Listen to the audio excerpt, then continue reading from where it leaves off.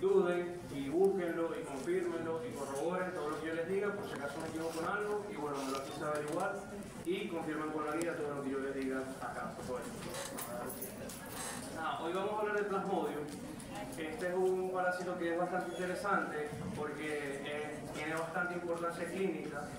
Se tiende a ver, por ejemplo, cuando ustedes ven la semiología de los que estén en el universitario, a lo mejor pueden ver algún caso de paludismo. Entonces, bueno, es un parásito que ciertamente tiene relevancia clínica, más que algunos otros que ya lo han visto. Aquí estas diapositivas yo las hice un poquito más actualizadas porque las anteriores eran muy viejas y las cifras estaban muy desactualizadas. Estas cifras, bueno, aquí es del 2022, fue la más reciente que me encontré en el momento. Y fíjense que se calcula que en el 2022, a nivel mundial, se produjeron 249 millones de casos de paludismo y 608.000 muertes por la enfermedad en 85 países. Entonces ya eso les da a entender que es una enfermedad que si no se trata puede ser grave y bueno, es bastante común. Su prevalencia es alta. La región de África soporta una fracción desproporcionadamente alta de la carga mundial de paludismo. Eso es una realidad también, casi todo se ve en el continente africano. Y de todas las muertes de paludismo registradas en la región, alrededor del 80% corresponde a niños menores de 5 años. Entonces ya aquí tienen un dato importante también, que ya saben que la enfermedad es más letal en niños menores de 5 años. Eso ya es un dato. Ahora sí. Fíjense que en la ubicación taxonómica hablamos del filum apicomplexa. Y el apicomplexa lo deben de tener más que rayado y ya deben de saber características comunes que tiene el filum apicomplexa. ¿Quién las dice? Intracelular no obligatorio. No todos los amigos aquí. Asexual, su reproducción es asexual Asexual. y tiene una porción apical. Complejo apical y intracelular obligatorio. O sea, vamos a ver que, bueno, en su complejo apical, ustedes sabrán, ellos tienen róctrias, tienen treponemas. Estos son, nosotros no hablamos de la morfología como tal del parásito, pero esto lo que hace es que en el complejo apical ellos tienen todas esas enzimas y tienen esas estructuras que lo van a ayudar a invadir a la célula de la que ellos viven. Entonces, bueno, eso es lo que nos interesa, que igual hablamos del filum apicomplexa, y el género, como ya sabemos, es Plasmodium. Las especies. Vamos a ver, o vamos a estudiar 4 especies: Plasmodium vivax, Plasmodium oval, Plasmodium malariae y Plasmodium falciparum. Esas son las 4 especies que vamos a estudiar hoy. Más recientemente se han hallado casos de Plasmodium noblesi, pero eso es en el sureste asiático, entonces para nosotros no es de estudio, y Plasmodium brasilianum, que se infecta a simios, pero se ha visto también que hay enfermedad en humanos. Pero bueno, como les dije, lo de hoy va a ser Plasmodium vivax, oval, malariae y falciparum. Normalmente el vector lo dejan de último, se estudia de último en diapositivas. Yo se lo pongo de primero porque me parece importante que sepan de una vez cuál es el vector que transmite el Plasmodium. Entonces lo que nos interesa aquí es que es el género Anopheles. Vamos a ver que en Venezuela hay varias especies del género Anopheles, como Dalinki, Miestobalia, Pastalis y Alimanos. Cada diferente especie va a ser transmisor de una especie diferente del Plasmodium, que ya vamos a ver más adelante. Este vector, este mosquito, es holometábulo. La hembra es clematófaga. Esto es importante porque la hembra es la que va a transmitir el Plasmodium, que es la hematófaga, la que tiene afinidad por la sangre, la que chupa sangre. Pues la mosquita es la que chupa sangre. El hombre, como casi siempre no hace nada, lo que son las plantas, o sea, no es hematófago. La hembra es la que chupa sangre. Entonces, estos son conceptos que tienen que saber que es endofilio, exofilio, endofilio, reposan dentro de la casa, exofilio, reposan fuera. Endófago es que pica dentro de la casa y exófago es que pica fuera de la casa. Esto es importante porque cada especie del género Anopheles que se da en Venezuela tienen diferentes características y por eso uno es más letal que otro, porque algunos, por ejemplo, Dalinki es endofilio, o sea, reposan dentro de la casa, por lo tanto la persona está más expuesta a que lo pique el mosquito. La mosquita, por ejemplo. Los huevos presentan flotadores, son colocados, bueno, eso no es tan relevante.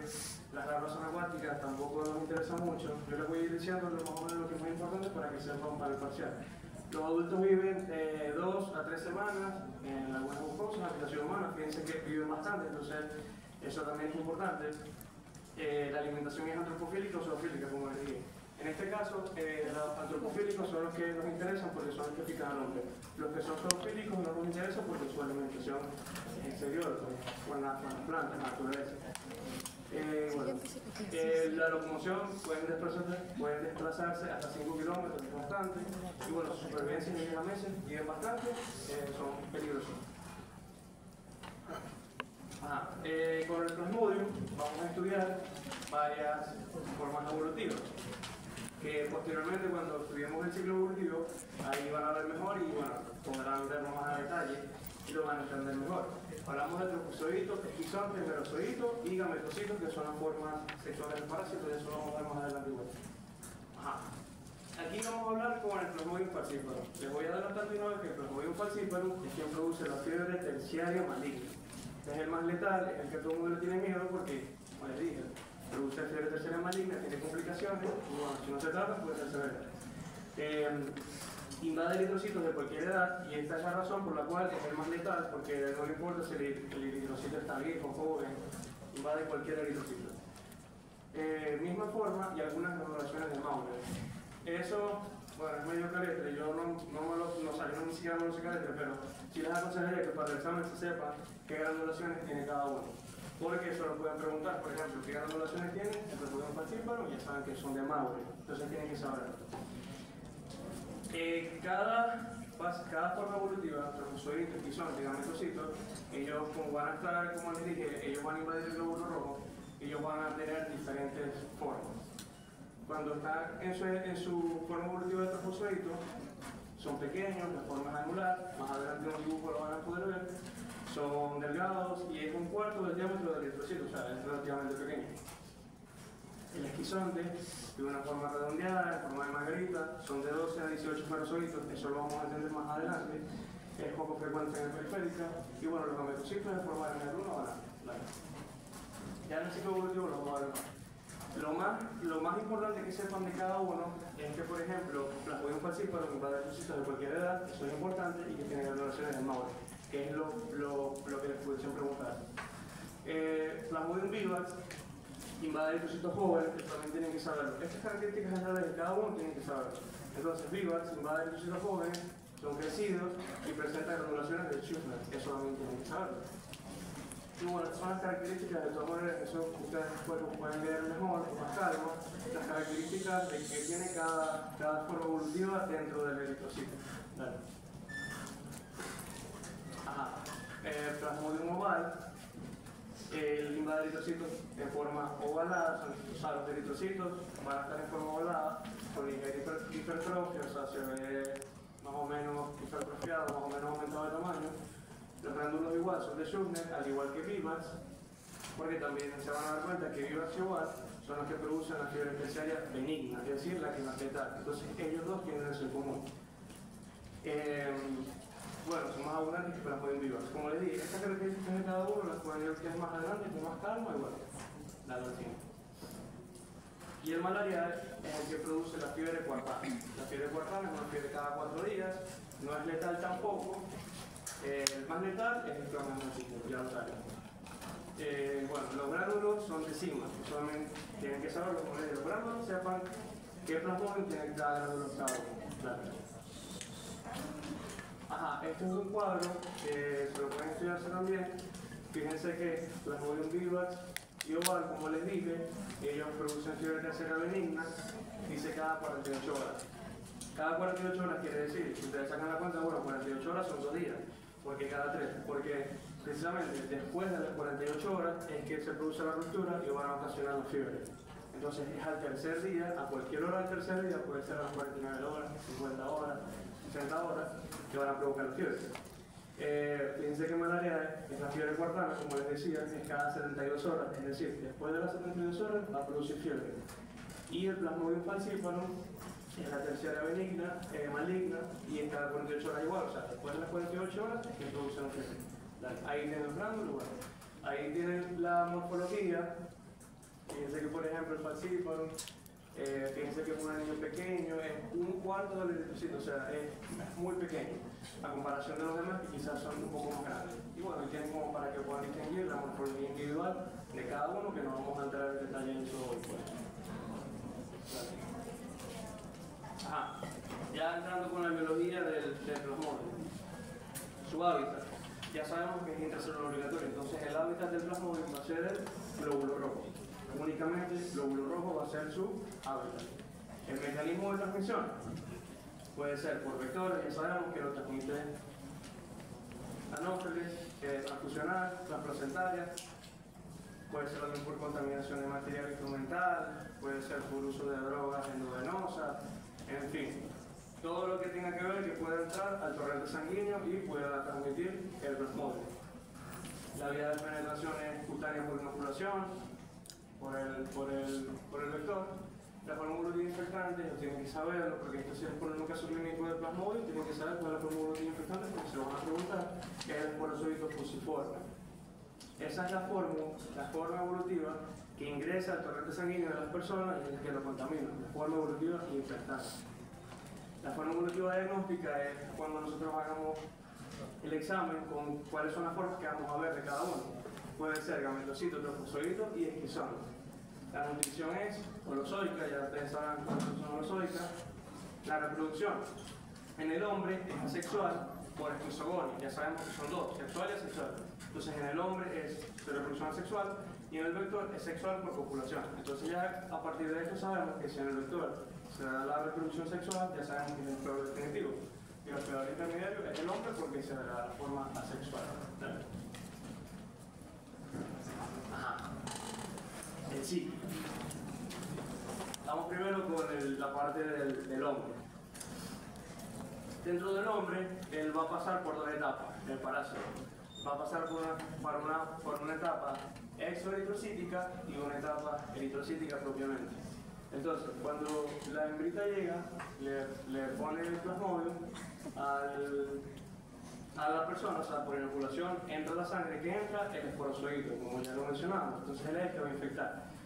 Pero dentro de su tour turístico, cuando entra el torrente sanguíneo, lo primero que se va a encontrar es con el hígado. En el hígado, ¿qué es lo que va a hacer? Va a invadir los hepatocitos. Esos hepatocitos, que están ahí pues sanitos, llegan al plasmodium y los van a invadir. Una vez que empiezan a invadir los hepatocitos, ya no se va a llamar esporozoito, sino va a pasar por el proceso de esquizogonia, que es asexual, y se van a llamar esquizontes dentro del hepatocito. Una vez que ya ese hepatocito no aguanta más esquizontes, está full, se rompe, lo rompen y salen esos esquizontes y van al torrente sanguíneo. Una vez que salen del hepatocito, ahora ya no se llaman esquizontes, sino se van a llamar merozoitos. Esos merozoitos, digamos que son un poco más inmaduros, por lo tanto, si se preguntan, ya ellos no pueden volver a invadir el hepatocito porque ya no tienen como la fuerza para poder penetrar el hepatocito. Entonces, ¿qué pasa? Esos merozoitos ya lo que van a invadir es el glóbulo rojo. ¿Por qué? Porque ellos van a vivir a expensas del oxígeno. Entonces necesitan ese oxígeno que transporta el glóbulo rojo con la hemoglobina. Entonces van a vivir eso. Entonces esos merozoitos que están circulando en sangre vuelven a ser esporozoitos, pero ya no maduros, sino como unos esporozoitos inmaduros, por así decirlo, y van a invadir el glóbulo rojo, que es aquí cuando vemos el ciclo eritrocítico. Una vez que están dentro del glóbulo rojo, pasa el mismo proceso. Por el proceso de esquizogonia, que es asexual, ya van a ser esquizontes dentro del glóbulo rojo. Igual, pasa lo mismo. Ese glóbulo rojo, hasta que ya no aguante más esquizontes, que depende de la especie, va a liberar cierta cantidad de esos esquizontes, y cuando pasan al torrente sanguíneo ya no van a ser esquizontes, van a ser merozoitos. En algún punto del ciclo, que se repite dentro del glóbulo rojo, entra el esporozoito, se convierte en esquizonte, sale del glóbulo rojo, es merozoito, y vuelven a infectar otro glóbulo rojo. En algún punto del ciclo, ellos se van a diferenciar. Fíjense que aquí, de este lado sale, y se diferencian en gametocitos, o sea, en las formas sexuales tanto femeninas como masculinas. Entonces, van a ser micro y macro. Macro es la hembra, micro el hombre. Entonces, esas formas sexuales son las que el mosquito, cuando un mosquito nuevo llegue, un anófeles llegue y pique otra vez a la persona, son las que el mosquito se va a llevar, las formas sexuales. Entonces, esos gametocitos, micro y macro, dentro del mosquito, en el intestino, ellos por copulación van a formar el cigoto, el huevo, como ya sabrán. Y bueno, entonces ese cigoto se va a convertir en un bocinete elongado para poder moverse, y cuando ya está en el intestino medio del mosquito se va a transformar en un nuevo quiste. Ese nuevo quiste en su interior va a contener los esporozoitos que el mosquito va a infectar de nuevo al hombre. Esos quistes, cuando se rompen, van los esporozoitos a las glándulas salivales del mosquito y se van a quedar ahí hasta que el mosquito nuevamente pique a otro hombre y se cumple otra vez todo el ciclo. ¿Se entendió? La fórmula de los quistes no es importante. No es, creo. O sea, no me acuerdo de ella. No es, ¿verdad? Bueno, no es. ¿Sí entendieron? No me digan que no entendieron. Ya. ¿Sí lo entendieron, verdad? ¿Seguro? Hay que leerlo porque así no. ¿O no mucho? ¿O es que no se tengo ve. dudas? Llega y inocula los esporozoitos a la circulación. Cuando están en la circulación de la persona, van a ir hasta el hígado. En el hígado van a invadir los hepatocitos. Esos esporozoitos, cuando invaden el hepatocito, ya no se van a llamar esporozoitos, sino se van a llamar esquizontes, por el proceso de esquizomorfo. Cuando ya el hepatocito no aguanta más esquizontes, explota, salen los esquizontes, ya no se van a llamar esquizontes, se van a llamar merozoitos, cuando están en sangre. Esos merozoitos vuelven otra vez a ser esporozoitos, pero de alguna manera más inmadura, y ya ellos no van a tener la fuerza para invadir el hepatocito, entonces lo que van a notar es que van a invadir el glóbulo rojo. Y ahí estamos en el ciclo eritrocitario. Eritrocito, glóbulo rojo, hematía, bueno, ya como lo conocerán. Dentro del eritrocito, igual, se convierten en esquizontes, esquizogonia, rompen el glóbulo rojo, se convierten en merozoitos. Esos merozoitos salen y siguen invadiendo otro glóbulo rojo y así se sigue cumpliendo el ciclo. En un punto del ciclo, ellos se van a diferenciar. Y ya no van a ser merozoitos, sino que se van a diferenciar en gametos, en gametocitos, micro y macro, hembra, mujer, hembra, hombre. Entonces ellos van a estar circulando en la sangre y ellos no van a invadir más nada. Cuando llegue un mosquito nuevo que chupa sangre, se lleva la forma gametocitos, y estos gametocitos, estando en el mosquito, van a formar el cigoto, se van a reproducir. Entonces se va a formar el oquineto es elongado, se puede mover, a lo que llega al intestino medio del mosquito, se va a convertir en ooquiste, se va a enquistar. Ese ooquiste, una vez que ya está listo para salir, sale un esporozoito, van a las glándulas salivales del mosquito y se quedan ahí hasta que inoculen a una persona y se vuelve otra vez a cumplir todo el ciclo. Bien, ¿se entendió? Sí. Esto es lo mismo. Realmente es lo mismo, no lo voy a repetir, pero dale para atrás. Sí, es lo mismo, un poquito como más detallado, pero si se ponen a leer, se va a cumplir lo mismo. Aquí está la parte cuando invaden el hepatocito, cuando invaden los eritrocitos, cuando el mosquito chupa la sangre y se cumple todo el ciclo del mosquito hasta que lo vuelve otra vez a inocular en el hombre. Dale. Ajá, la patogenia. La patogenia tenemos mecánica traumática, mecánica obstructiva, bioquímica y inmunológica. Mecánica traumática, ¿por qué? Porque el parásito, el plasmodium, lo que va a hacer es que por todas esas enzimas que tiene, al que le pone al glóbulo rojo, lo que va a hacer es que lo va, precisamente, el glóbulo rojo, un glóbulo rojo elástico, lo va a poner todo tieso, va a haber filtración de glóbulos rojos, entonces bueno, de ahí lo va a dañar. Mecánica obstructiva, ¿por qué? Esta es la más importante. Si tienen un marcador, puedo explicarla de repente una pizarra. ¿Sí, no?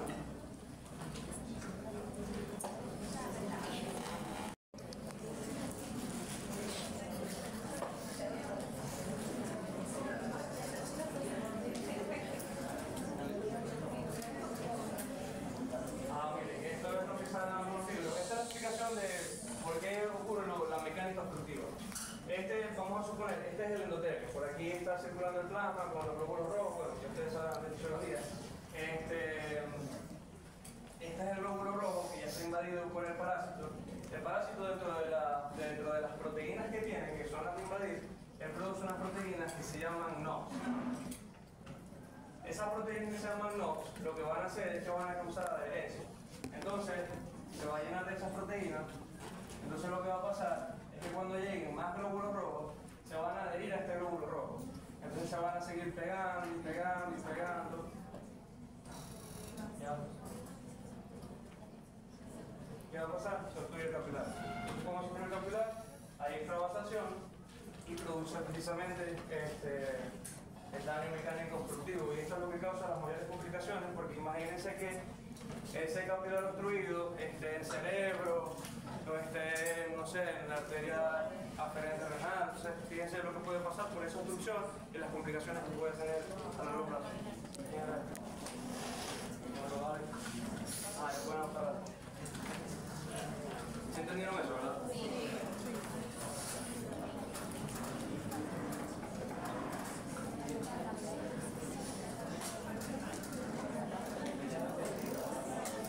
Ajá.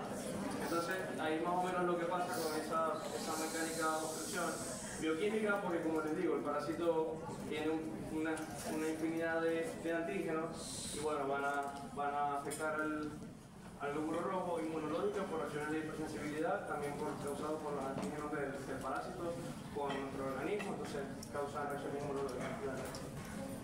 Ajá, entonces el mecanismo de acción, ya se los adelanté, fíjense que el glóbulo rojo normalmente es elástico, el plasmodium hace que pierda esa elasticidad, produce citoadherencia, que es lo que les acabo de demostrar, produce mayor fragilidad, es decir, el glóbulo rojo se puede romper fácilmente.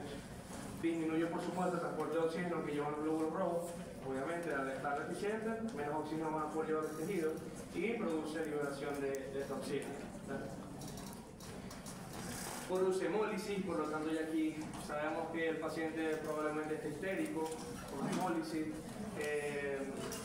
bloqueo capilar, parte del mecanismo obstructivo, coagulación defectuosa.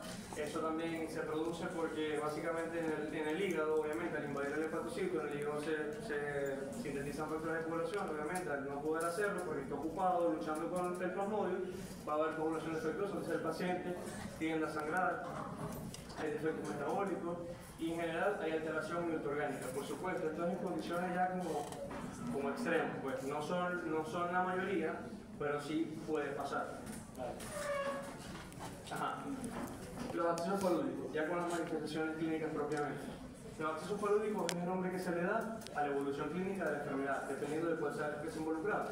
Es decir, los accesos palúdicos es lo que se le da a cómo evoluciona clínicamente la enfermedad, dependiendo si es falciparum, malarial, vivax, porque ya sabemos que cada uno no afecta igual. Sabemos que el más fuerte es el falciparum, que es la maligna.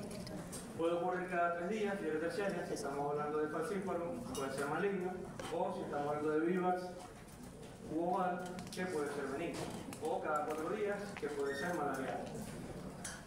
Clásicamente hay una triada que es escalofrío, fiebre y sudoración. Sin embargo, pueden haber otros síntomas clínicos, por ejemplo, mialgias, náuseas, vómitos. Sin embargo, al principio esto es inespecífico. ¿Por qué? Porque esto pasa cuando están en el ciclo dentro del hígado, dentro del hepatocito. Una vez que salen, que invaden el glóbulo rojo y que después salen esos parásitos del glóbulo rojo, cuando ya lo rompen, ahí es cuando ocasiona la fiebre y vamos a tener más característicamente esta triada. Esta triada sigue siendo inespecífica. Sin embargo, esta característica peculiar es que la fiebre va a ser o cada 3 días o cada 4 días. Entonces, de ahí preguntamos eso y ya sabemos de qué se puede tratar. Dale. Ajá. La incubación del parásito, del falciparum en este caso, el periodo latente es de 13 a 14 días, 15 días aproximadamente, un promedio de 12 puede ser.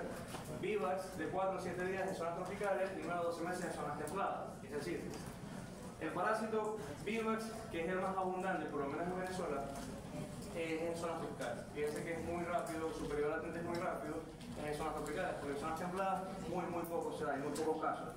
Y el malaria es de 7 a 30 días. En líneas generales, el periodo de incubación de todos viene siendo 10 a 14 días, más o menos, un rango.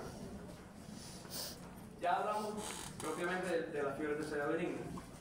Ya les dije que era Vivax y oval los que producían estas fiebres cada 48 horas, como les dije.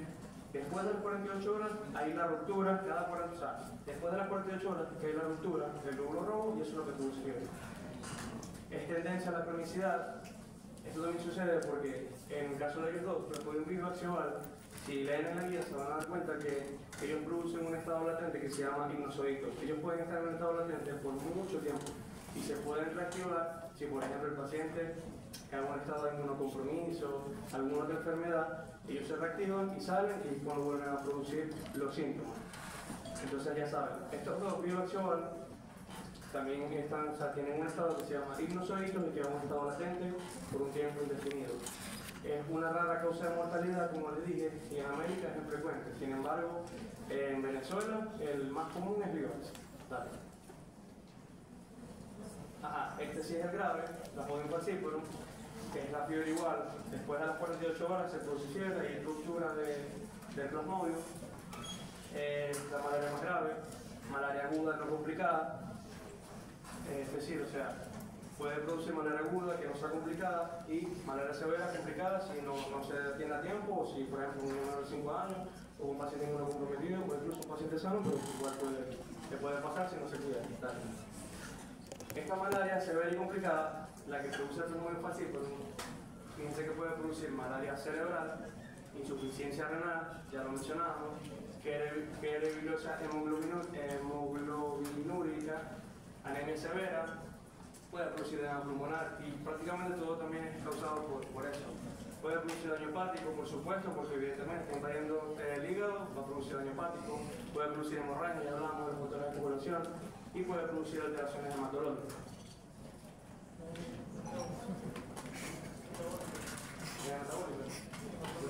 Perdón.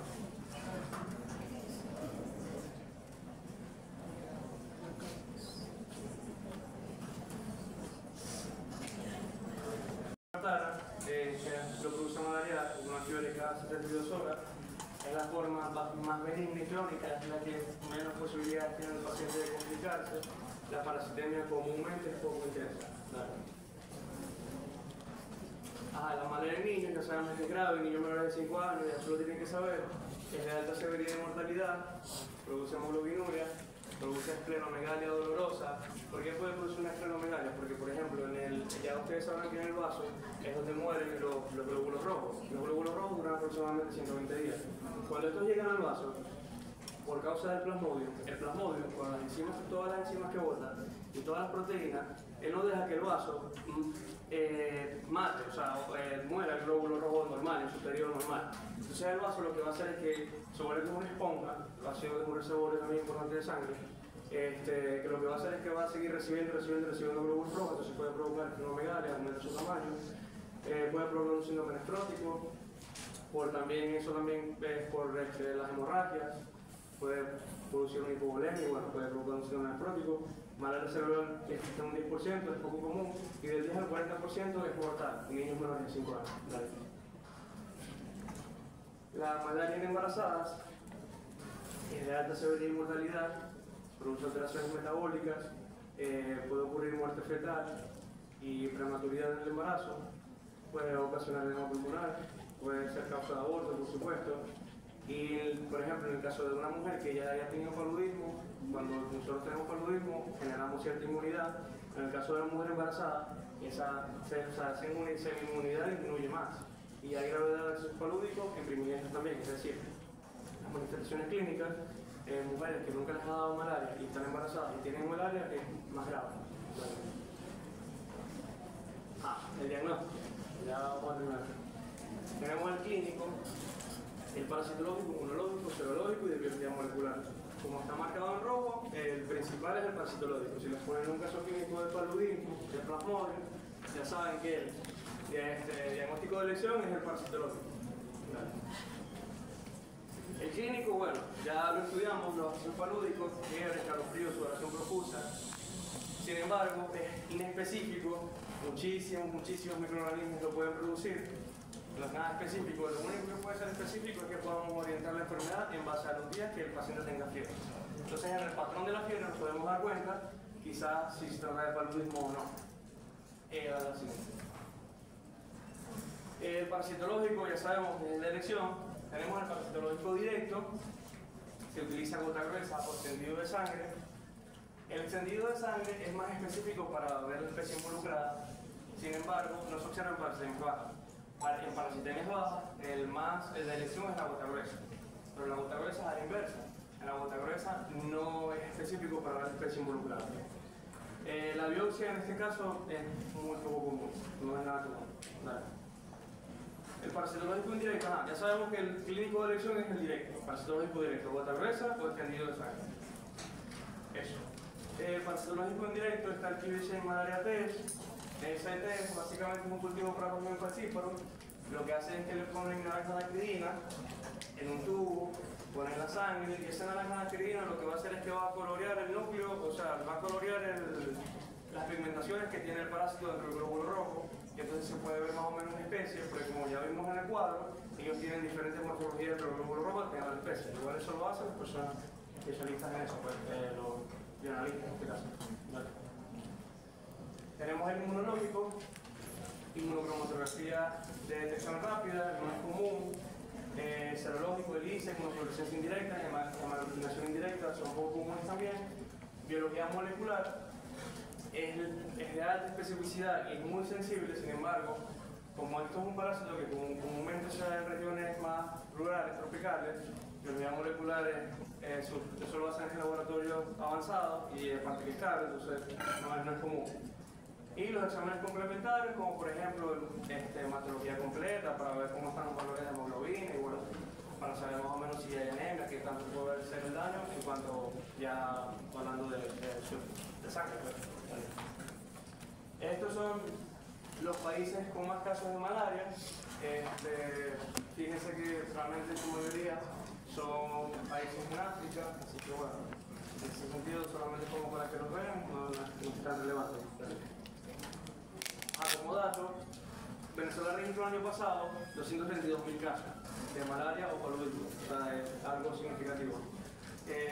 Lo que representa una disminución, bueno, eso es como en el 2019, antes de la pandemia, había mayor cantidad de casos de paludismo, sin embargo, después de la pandemia disminuyó, probablemente sea porque quizás las personas después de la pandemia se empezaron a cuidar más, entonces probablemente ya no estaban tan expuestas al parásito. Este es un informe de la OMS, después igual yo les paso la diapositiva y te lo leo.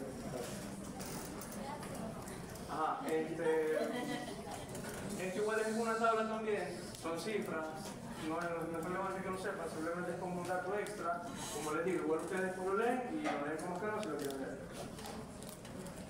Este es el cuadro de Venezuela, el mapa más o menos con la cantidad de casos por estado. Más o menos, fíjense que en Venezuela son más o menos altos, obviamente donde hay mayor cantidad es en Bolívar y en el Amazonas, son zonas más tropicales y es donde se da más el paludismo. Bueno, en Sucre también hay bastante. Esto en Venezuela se estudia por foco. Actualmente la transmisión malárica en Venezuela se localiza en 3 focos que ocupan los 23 estados del territorio, el 23% del territorio, nacional. Tenemos el foco oriental representado por los estados Monagas, Sucre, Anzoátegui y la parte occidental de Tamacuro. Y fíjense que el transmisor es Anopheles aquasalis y lo que transmite es Plasmodium vivax. Entonces, bueno, ya sabemos que el vivax no es tan letal.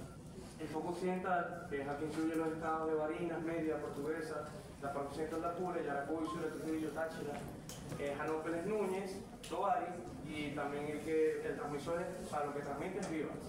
El foco meridional, que está conformado por los estados Bolívar, Amazonas, parte oriental de Apure y de Tamacuro. Fíjense que dice Plasmodium falciparum y lo transmite Anopheles dall'Inchi. Y ahí, como les dije, en Bolívar y Amazonas, y bueno, en este caso parte oriental de Apure, son los estados que tienen mayor foco de paludismo y es letal porque ahí sí se ve el falciparum. Dichosamente por estos lados no se ve tanto, sino más el virus. Son los factores epidemiológicos, aquí hay unos factores favorables para la transmisión, que hay factores inherentes al hombre y factores inherentes al parásito, es decir, factores inherentes al hombre, quizás es también su estado inmunológico, como está el hombre, o sea, esto va a depender de la gravedad y de la evolución de la enfermedad. Los factores inherentes al parásito puede ser, por ejemplo, la cantidad parasitaria que le inocula al hombre, qué tipo de parásito estamos hablando, si es endófago, endofilio, o sea, si reposa dentro de la casa, si pica al hombre, o sea, dependiendo de las características específicas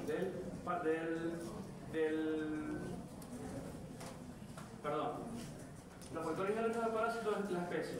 Si es falciparum, oval, malarial, o sea, en este caso falciparum sabemos que es más grave. Entonces, esos son factores que son propios del parásito. Hay parásitos que son más graves que otros, como sabemos, el falciparum es el más grave. Factores inherentes al vector, eso sí es lo que les decía, que por ejemplo, si el vector reposa dentro de la casa, si se acostumbra a picar dentro de la casa, qué tanta distancia recorra, o sea, las propias características morfológicas del vector.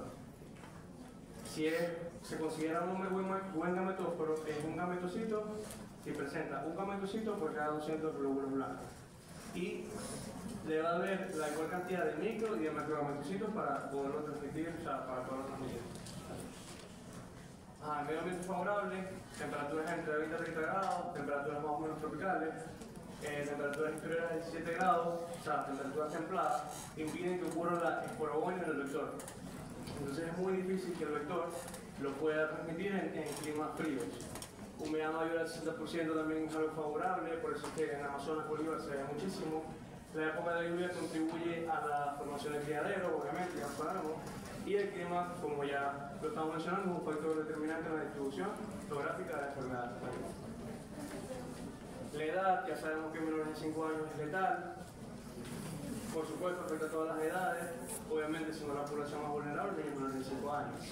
Las mujeres embarazadas primigenias sabemos que es letal, las manifestaciones clínicas se ven más. Y los pacientes con SIDA, obviamente, siempre pacientes inmunocomprometidos van a ser más propensos a desarrollar toda la sintomatología de la enfermedad y tienden a complicarse. La ocupación asociada a actividades minerales, agrícolas, forestales, obviamente, están más en contacto con agua. Sexo, ataca jóvenes de ambos sexos, no tiene preferencia. Y algo que olvidé comentarles es que estos pacientes también pueden presentar ascitis o pueden presentar edema. Porque cuando el parásito invade el hepatocito, el hígado se encarga de sintetizar la albúmina, como ya sabrán, y cuando esa albúmina, pues básicamente le da la presión poliosmótica del plasma. Al perder la cantidad de albúmina, pierde presión poliosmótica, entonces obviamente se va a extravasar, se pierde el equilibrio de Stalin y bueno, va a haber ascitis. Vale. Profilaxis. Hombre enfermo, se da tratamiento antimalárico para evitar que actúe como fuente de infección para los mosquitos. Eso es lo que básicamente hace el tratamiento para que ya no siga transmitiéndolo. Se debe avisar al enfermo, por supuesto, para evitar que sea picado por los vectores.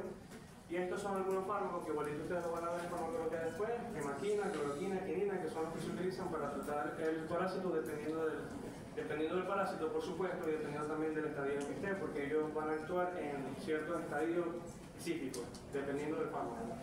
Y bueno, la lucha contra el vector, por supuesto, es una de las formas profilaxis de evitar la enfermedad. Bueno, gracias. ¿Hay preguntas?